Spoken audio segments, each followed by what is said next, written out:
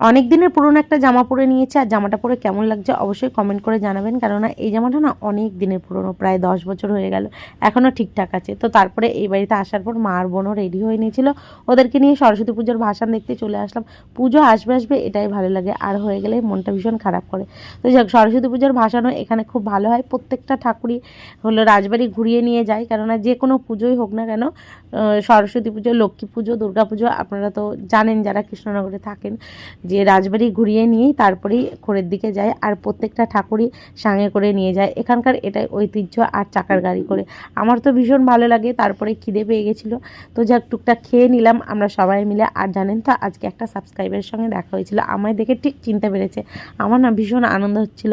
তো যাক, এখানে ঠাকুর নাচা ছিল, সেটা দেখার পর আমরা রাজবাড়িতে আসলাম। রাজবাড়িতে এসে দেখি কত ঠাকুর এখানে আটকে রেখেছে, তারপরে এক এক করে ছেড়ে দিয়েছে। আপনাদের কেমন লাগলো ভিডিওটা অবশ্যই লাইক কমেন্ট শেয়ার করে জানাবেন।